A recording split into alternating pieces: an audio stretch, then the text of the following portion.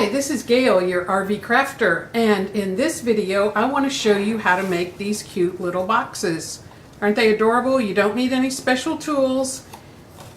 Although a scoreboard does help, you could do it without a scoreboard, but I'm going to show you how to do that. I wanted to make a box and I wanted to use 8.5 by 11 paper, and so because it's a cube, I decided to cut my paper 8 1/4 by 8 1/4.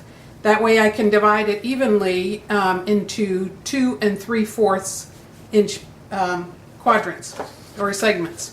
So I am, like I said, I'm using a scoreboard, but if you don't have one, you can just use a straight edge and a ruler and some kind of a tool, even a butter knife.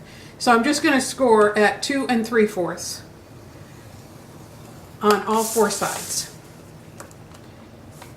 And then I will end up with a box that's 2 3/4 by 2 3/4 by 2 3/4.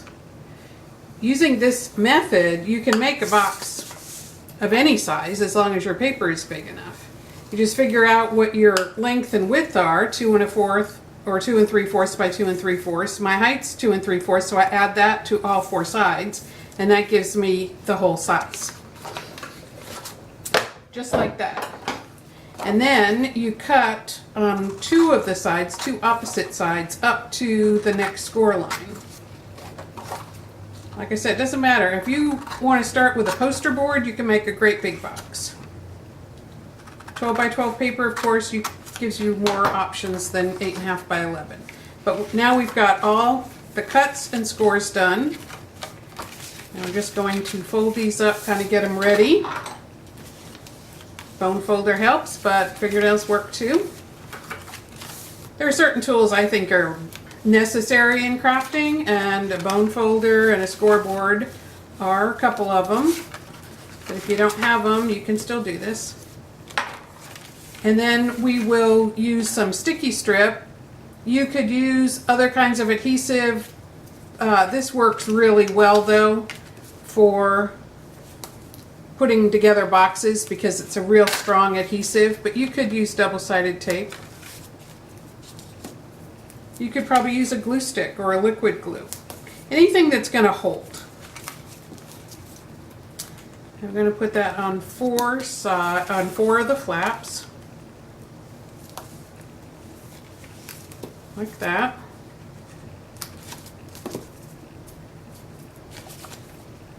And the last one.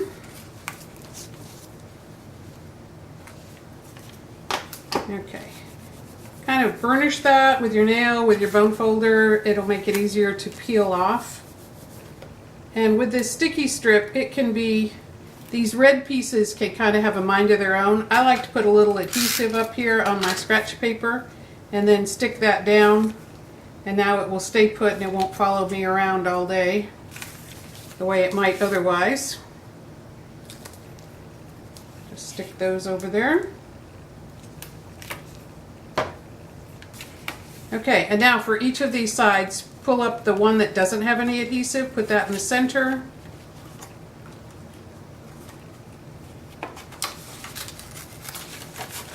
Of course, nothing ever works on video like real life. Put that together.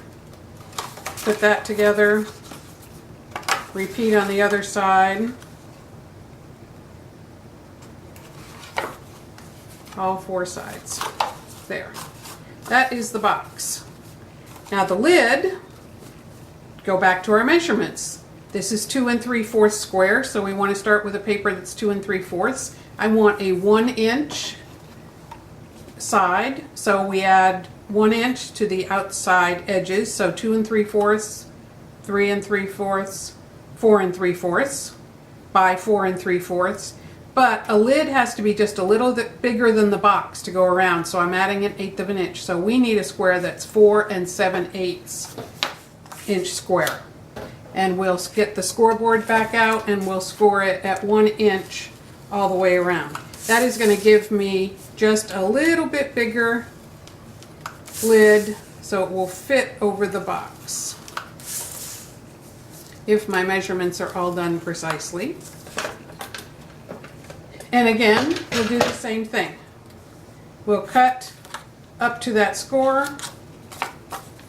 on two opposite sides and apply sticky strip. I already have one here that is cut and has the sticky strip on it. Now the paper I'm using is called Polka Dot Parade. It is a Stampin' Up! Paper that is, as of this video, is being retired, but you can use any kind of designer paper, cardstock that you like. You can even cover it with fabric if you want a fabric box. All of this is just the bare bones, just to get you started, and then you can make boxes of different sizes out of different materials.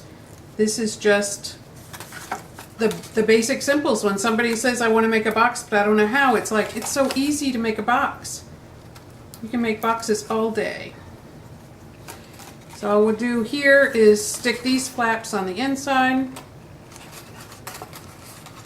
all the way around, and then our lid will be done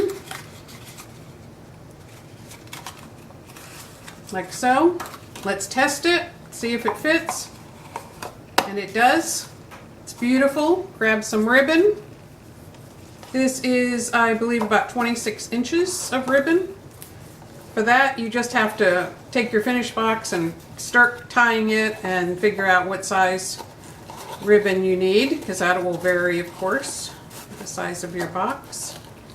And we're just going to tie a pretty little bow on top, just like that. And that is how you make a box. That easy. Just bring these other guys out so you can see them. Aren't they beautiful? And what could we put in them? We could put jewelry, we could put little trinkets, we could put money, we could put some rubber stamps or crafting supplies. We could put just any nature of things in those little boxes. I'm Gail. My website is www.rvcrafting.com. So please go and check it out. Get on my mailing list. Subscribe to my YouTube channel. Follow me on Facebook. I love crafting. I love RVing, and I love putting them together. Have a blessed day.